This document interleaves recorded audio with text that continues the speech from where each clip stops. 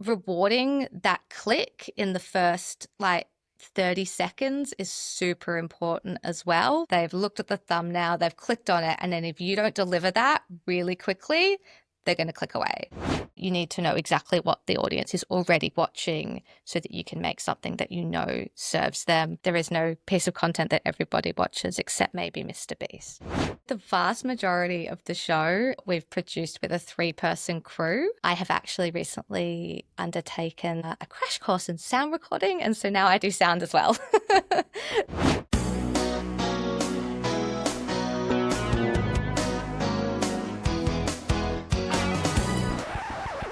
Welcome, Melanie Rowland. You are the co-founder of Lilydale Films and producer of the incredibly successful drama series Flunk. I'm so excited to talk to you. Since I first heard about what you guys were doing at Lilydale Films, it has blown my mind and I've just wanted everyone to know about it. I'm going to give the brief summary. You've produced 7 series, 6 feature films. You've got 4 more currently in post.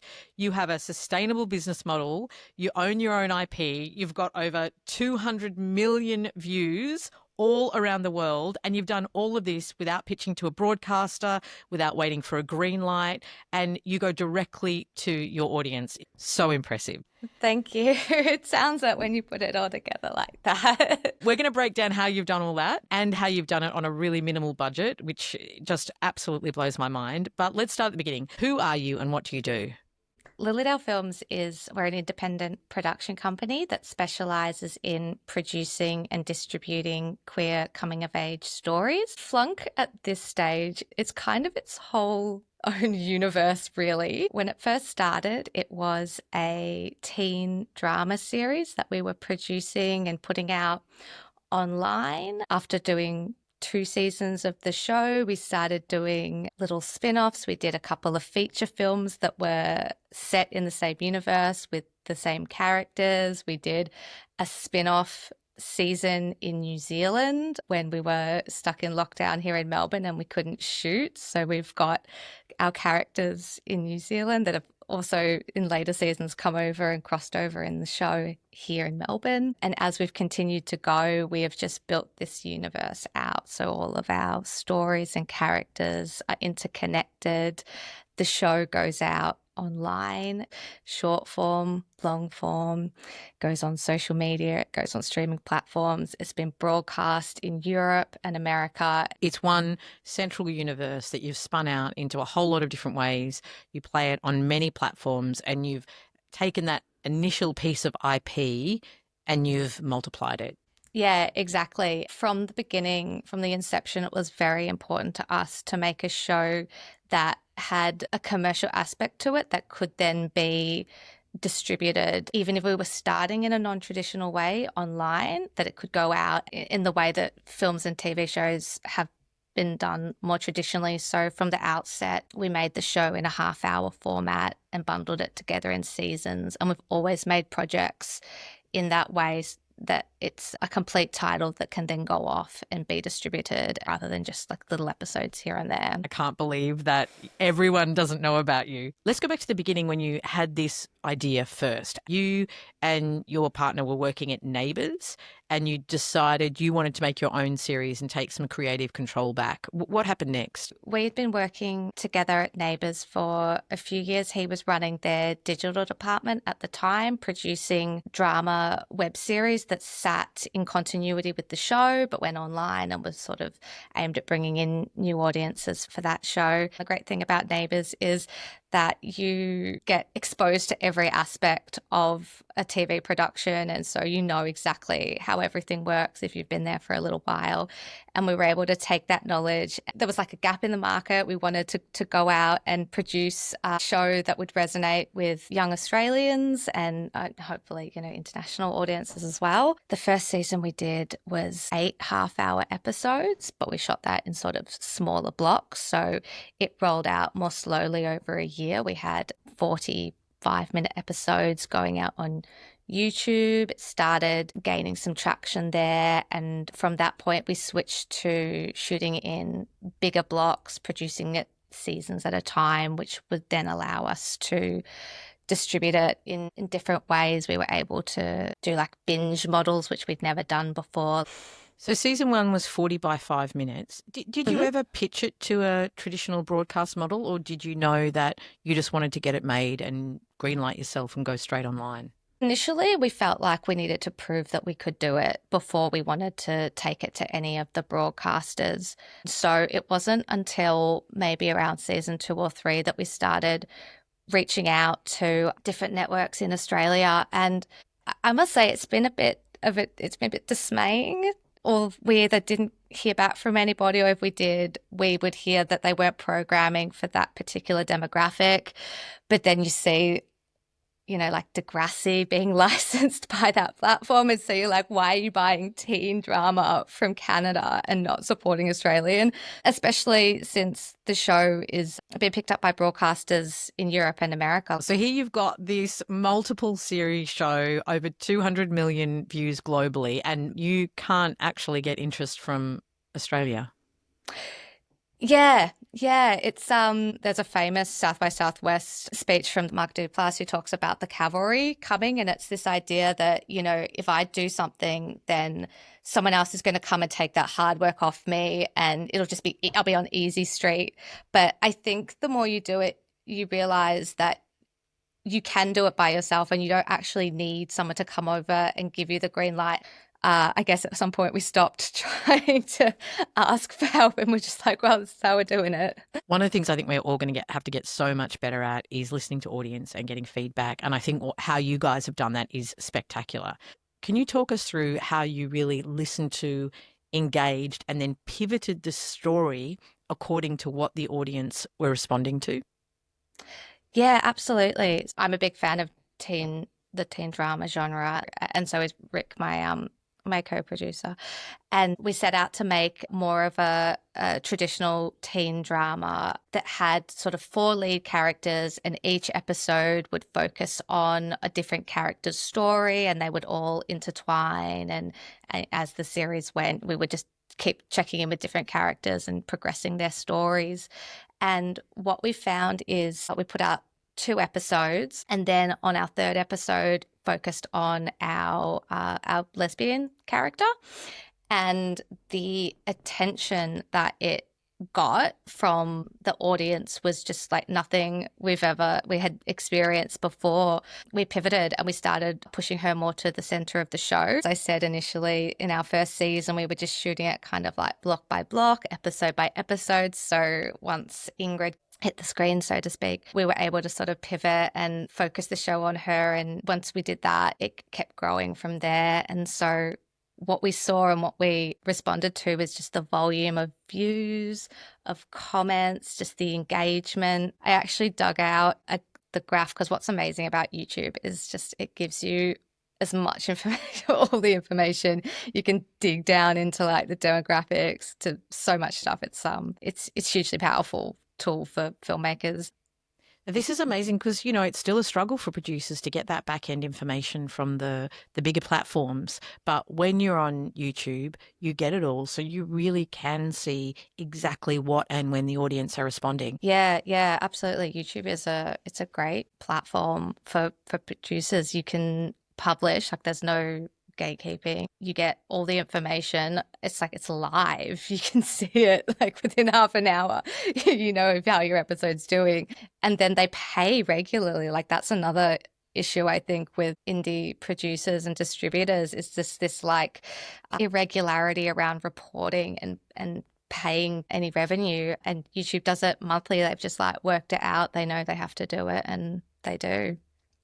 As well as watching the back end, you were also getting a lot of comments that you were responding to in terms of what the audience liked and didn't like. Yeah, absolutely. And we still get them to this day. It's like going back through all the old episodes, I think sometimes, especially in Australia, it's really easy to forget how marginalized and how challenging it can be being a young queer person outside of Australia. There are countries where it's not okay and they don't have it in their media. They don't have TV shows with queer characters. And so you literally get comments saying like, this show was life-changing. It changed my life. I've read one there was someone who it really helped them through a very dark period. And it's, it's just lovely to read those. It really makes you feel like, yes, we're doing something. We should continue doing this. It's lovely. So you went straight to audience. You didn't wait for a gatekeeper.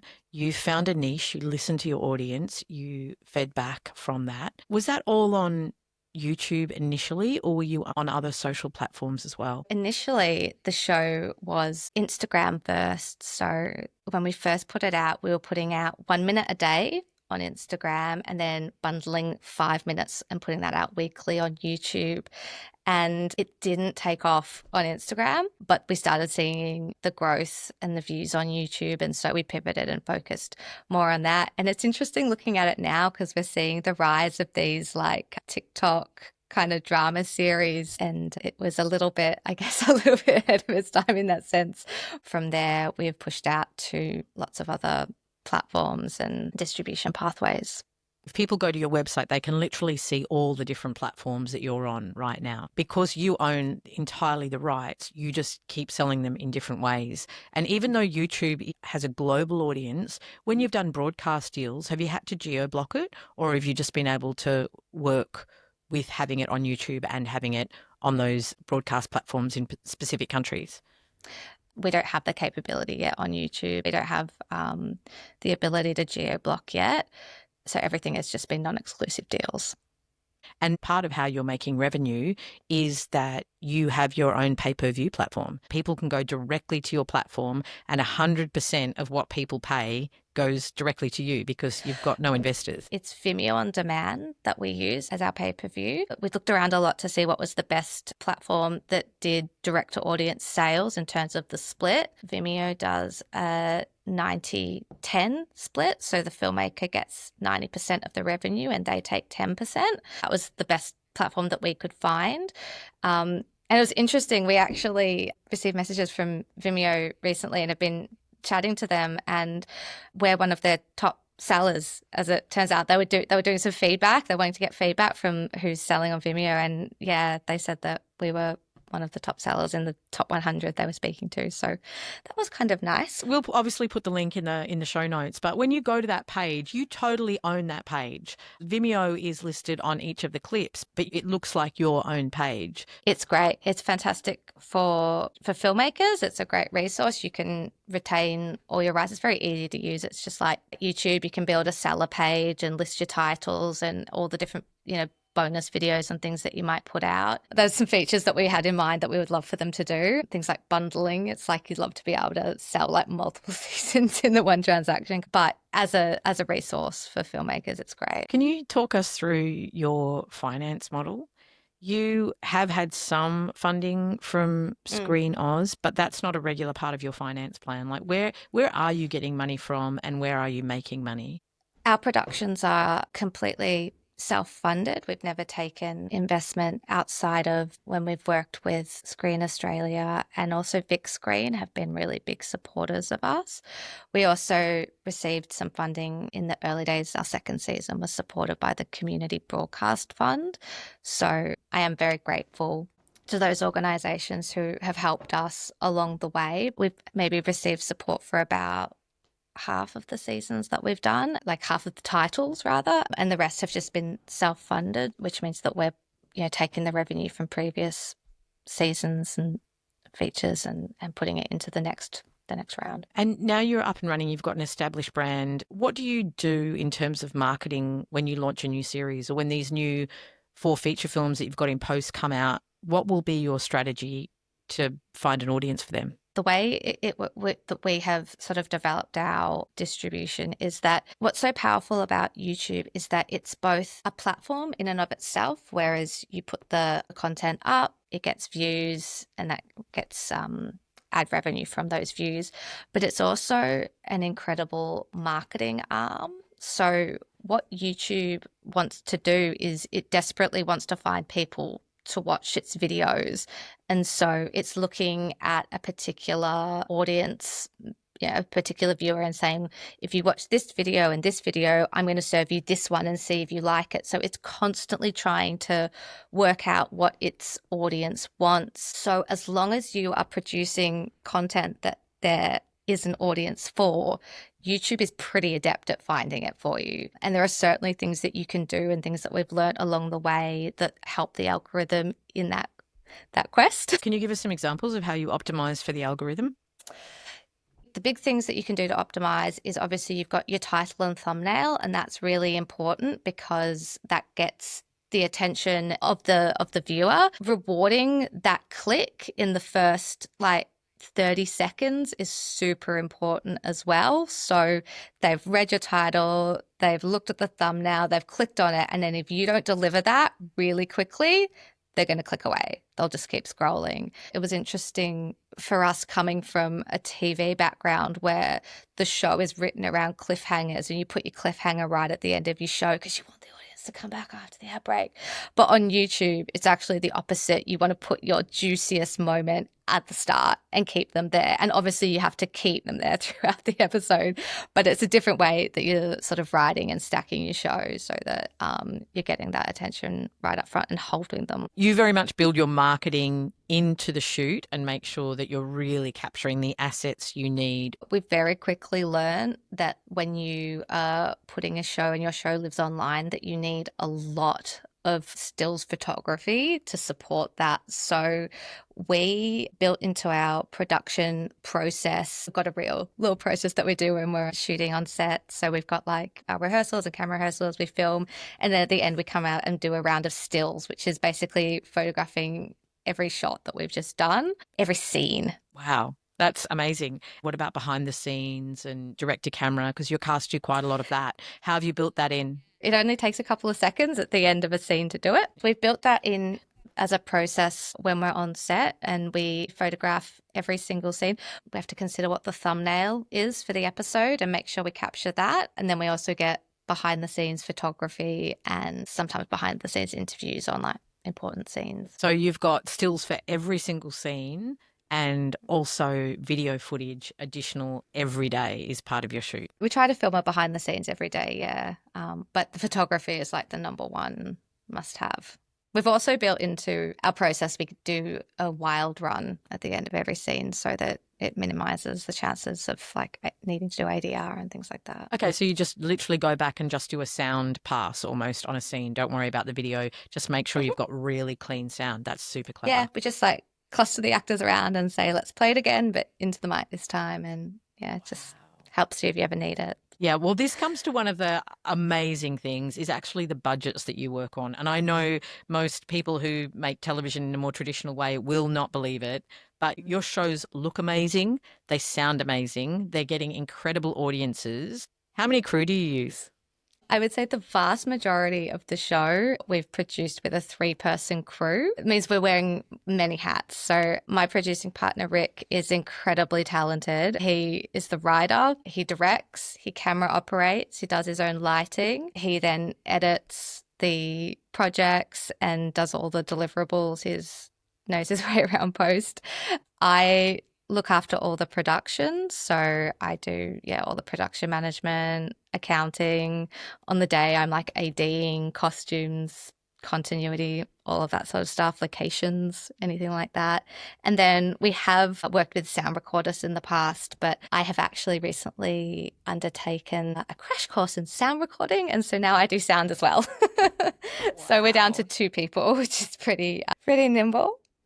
But it looks amazing. Like it doesn't look cheap and cheerful at all. What you've done is incredible. But it's inspiring for people to know because, you have tried working with bigger crews and you actually found it less efficient. Yeah, it was massively less efficient. It's like when you get budgets and you get more people, it's like you're suddenly solving different problems. And it felt like they were less filmmaking problems and more management problems. Sometimes it's just easier to do it yourself. How do you look after your cast in an environment like that? There's no trucks with green rooms, right? It's really important for us to just talk through and set those expectations coming in. I like to frame it to them. It's a bit like working in theatre where casts sort of do their own makeup and they're a bit more involved in that side of things. We shoot in areas where there's always access to toilets. When we're on location, it's catered, but that's usually just like you get a delivery of some kind or organize something in advance. But it's just, I think the biggest thing is making sure that they understand what it's going to be like coming into it. It's like, this is a small production. We don't have all those luxuries. But, you know, if there's something that you need, like, you're just making sure that you've got like an open kind of like a good level of communication with them. I think when there's only two people as well on set, it's a lot more relaxed. Like, it's not like this big deal where you're just like, you've got lots of people standing around and there's lots of pressure on. Like, it is a lot more relaxed in terms of a working environment in that way. And how do you deal with elements like safety? I would do all the risk assessments and look at that. And we just write things in that have less risks. In the past, when we had some funding, we got to do fun things like we had a pool party where someone got pushed into a swimming pool, which was very fun. And because we had Big Screen and Screen Australia, we were able to bring in the safety supervisors and make sure that that was done in a safe way. And locations, you limit locations and you also shoot in areas with really friendly councils, so you're not going to be hit with massive fees. Yeah, that's right. We're very lucky. Our local council, Yarra Ranges, has free low impact film permit, as well as Maroondah, where we've also done a lot of filming. City of Melbourne is brilliant. You don't even have to tell them anymore. You can just, as long as you adhere to the restrictions for low impact, they're happy for you to come and film. And then we have found other councils. We recently did one where we wanted to have some beach scenes, and we filmed down in Sandringham, and it was Bayside Council. They had a great low impact option that was economical for us. Port Phillip have been good as well. When you're shooting low impact, it really is a whole different set of rules, isn't it? What's your development process like? Well, it's changed as we've gone. When we've had funding and support, we've been able to bring in other writers to come in and work with Rick, doing storylining and then also doing some scripting as well. But when it's just us, he's doing the writing. He has such a strong story background. He worked in soaps in the UK before he came out to Neighbours. And so he's got a really strong story head on him. But recently we've begun doing more improvised projects. We had an interesting a dilemma on our most recent season where we had a cast and locations and everything booked for a week. We had everyone on weeklies. And then on day one of our actors called in sick, and we were like, oh, okay. Like, what do we do? So Rick was like, just wait. I know what we could do.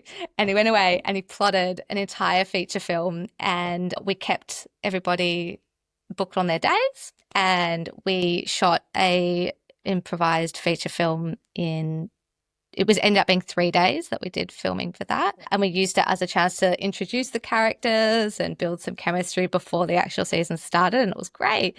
But it was a problem that we turned into a solution. And the response from the audience was great. Like, they felt that performances were incredibly natural. You got to spend like more time with the characters, so the scenes were longer, and it was a little bit more intimate in that sense. We kind of felt like we'd stumbled onto something. So now our development process is we've just done 4 improvised feature films. We shot 3 of them in a month right before Christmas last year, so they're in post. 3 of them are locked and off in audio post, and 1 of them is still in the edit. But it's an incredibly different way to work, but it's been very exciting for us to find something like new and different. And you have to find actors that want to do that. So finding actors that really like that improv stuff, it just brings it alive. So Rick's writing very detailed scene breakdowns, so it's almost like a script before the dialogue comes in, and then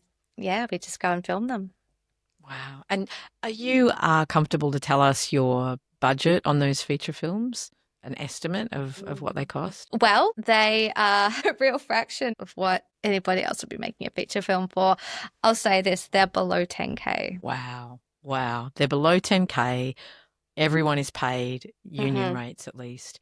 And you have no investors. So return is straight back to the production company. So the way we look at our slate is that if a project doesn't recoup within, about a month or so, it's hard for us to greenlight it. We've reached a point now where we can make a project and it recoups straight away. That allows us to go on and keep doing the next film and the next film. And I think a problem that a lot of, especially first-time filmmakers, probably come into, is that they take on budgets that are so big that it's hard to recoup, and you just lose that momentum. And if your finances rely on spending so much time recouping every budget, you'll never be able to get to the next one. And it's not that any particular one is going to be like making you a huge amount of money, but you've just got to keep moving through. Part of your business plan is that you're playing a volume game, that if you shoot more things, then you're likely to amortize costs and recoup, and then you get one big hit and that'll help out the others. Is that your approach? The way it's worked for us is that because we've been making the show for about 7 years now, and we've got, like you say, this big back catalogue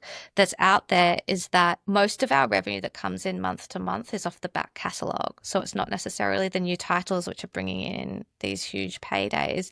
It's more that every time you add a project to your catalogue, your whole catalogue goes up, and you have suddenly each month is like a little bit more. And then as, you know, titles, they'll go up and they'll peak and then they'll come back down. So you won't see necessarily huge growth across them consistently, but as you've got more, it just keeps adding to it and keeps you afloat. And you're very good also at maximizing your IP. So you'll do a feature, but then you've also sometimes done director's cuts of features. So even from that one piece of film, you've created 2 versions that then can become part of that growing catalogue. That's right. We put out different versions for the audience, and you can sort of, going back to the pay-per-view, if you offer them, this is like the extended edition, and then the free ones are available on other platforms. Also, what we've just done recently is we've found that the feature films perform better on different platforms. And so going back and doing recut versions of earlier seasons of the show and releasing them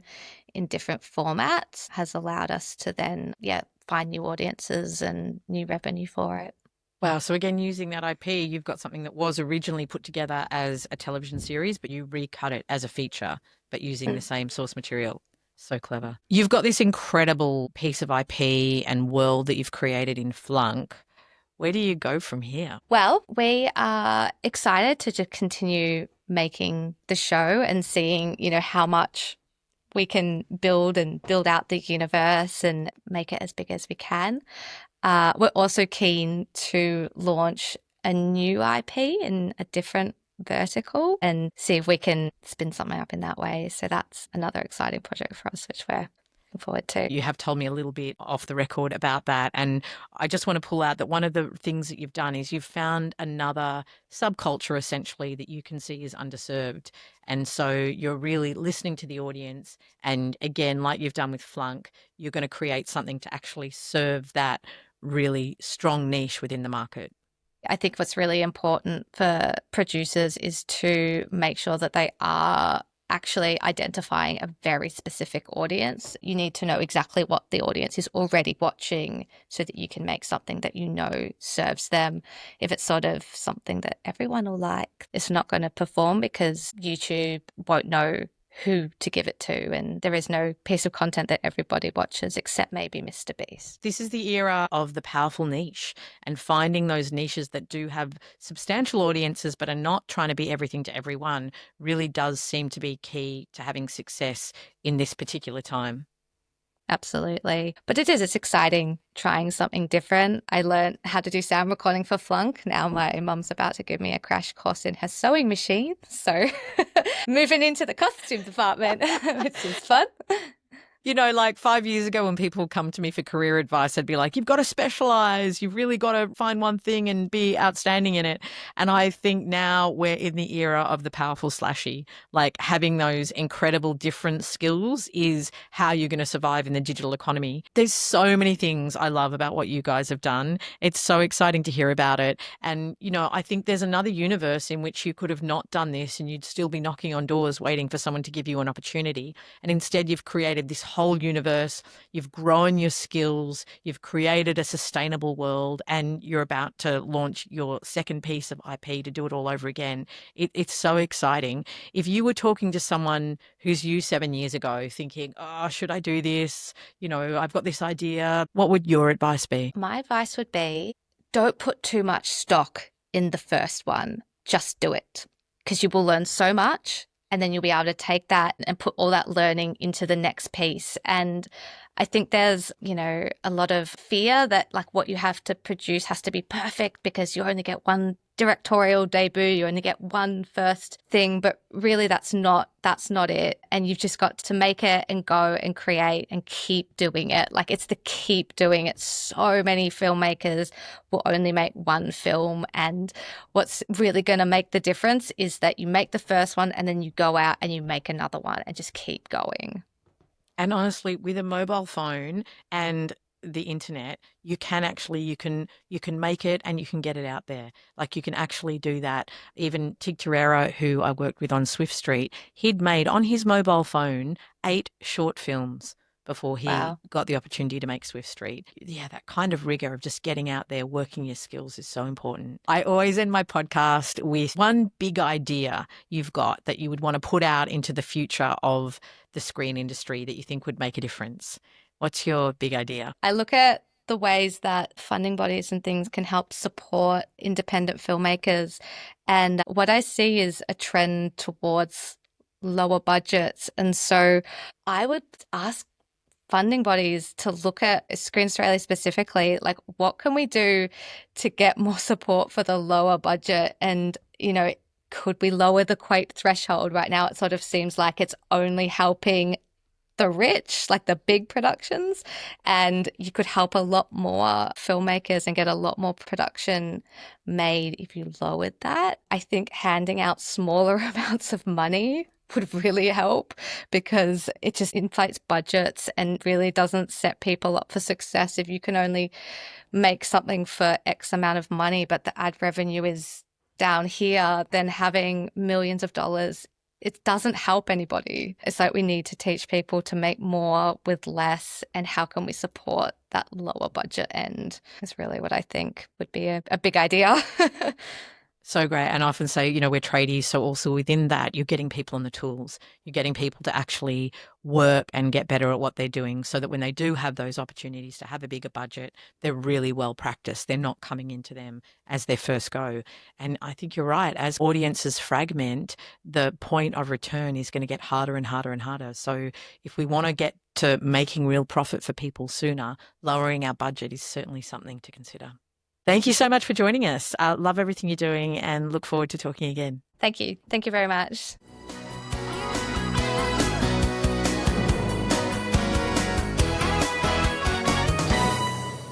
We Interrupt This broadcast is recorded on the unceded lands of the Bunurong people of the Kulin Nation and the Kaurna people of the Adelaide Plains, and we acknowledge them as the traditional custodians and first storytellers of these regions. Always was, always will be. We Interrupt This broadcast is hosted by Julie Eckersley and Kirsty Stark. This episode is brought to you by Expanding Media and Crew HQ.